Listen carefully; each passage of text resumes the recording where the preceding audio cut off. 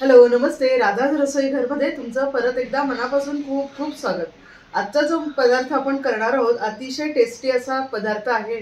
सोपी कृती आहे, काही वेळ लागत नाही असा हा चवदार पदार्थ। पाहूया मग त्याची कृती। तर आपण चटकदार रेसिपीला सुरुवात करूया। आत्ताला मी एक बाउल असे पोहे घेतलेले आहेत, पातळ पोहे घेतलेले आहेत। सुरुवातीला चाळून घ्यायचे। पोहे आपण कुरकुरीत होईल इतपत छानपैकी भाजून घ्यायचे आहेत। पोहे मंद गॅसवर भाजायचे, मंद किंवा मीडियम गॅसवर। खूप मोठ्या गॅसवर भाजले तर ते छानपैकी कुरकुरीत होणार नाही आणि असं हलवत राहायचं। आपण चिवड्यासाठी जसे पोहे भाजतो त्या पद्धतीने आपण पोहे भाजून घ्यायचे आहेत।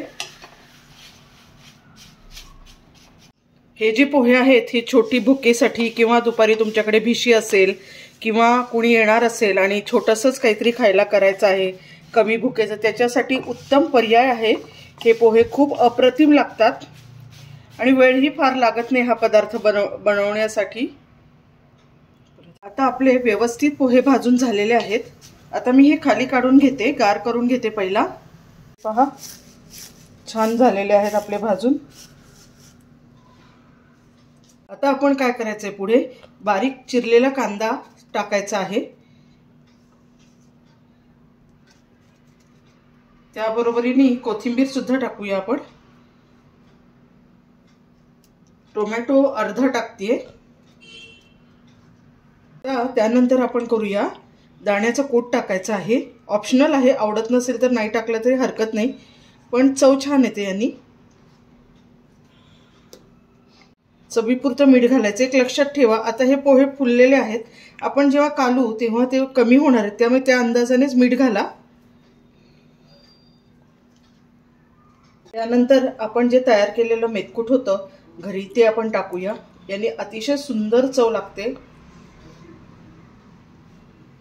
ऑलरेडी मेथकूट कसं करायचं आणि मेथकुटाचे प्रकार कशा पद्धतीने मेथकूट खायचं याचे पण व्हिडिओ ऑलरेडी अपलोड केलेले आहेत। तुम्ही आतापर्यंत नसेल पाहिले ते सुद्धा तुम्ही जाऊन पाहू शकता।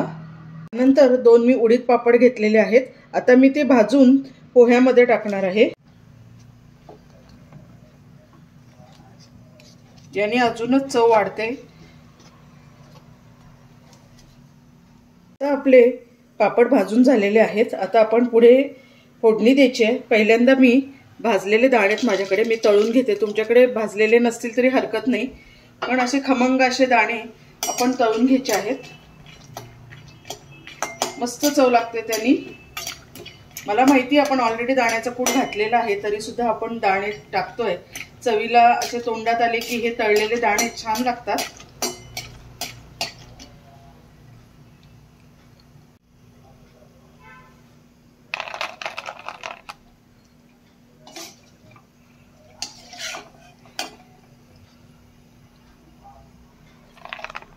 आपण हे सगळे पोहे आणि पापड एकजीव करून घेऊया।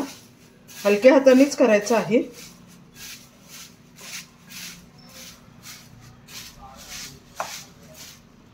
आणि पापड सुद्धा टाकूया।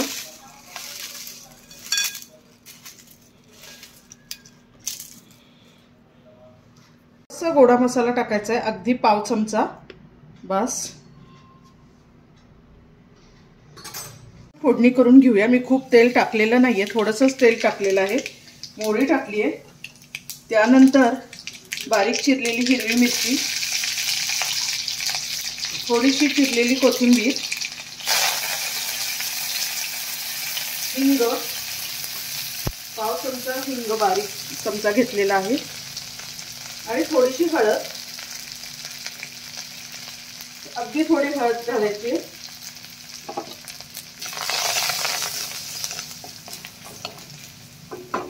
आणि आता ही फोडणी आपल्या पोह्यामध्ये टाकूया आपण।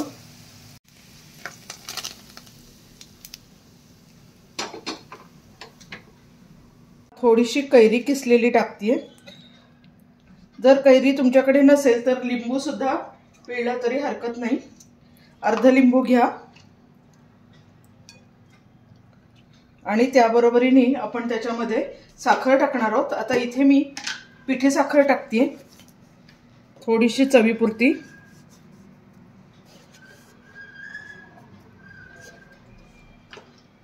आणि हातानेच छान एकजीव करून घेते। खाण्यासाठी आपले तेल मीठ मेतकूट पोहे तयार आहेत।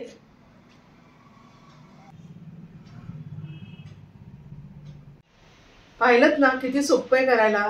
तुम्ही पण करा आणि एक करायला विसरू नका, राधा रसोई घर हे माझं चॅनल नक्की सबस्क्राईब करा, कारण छान छान रेसिपी घेऊन मी तुमच्यासाठी येत असते।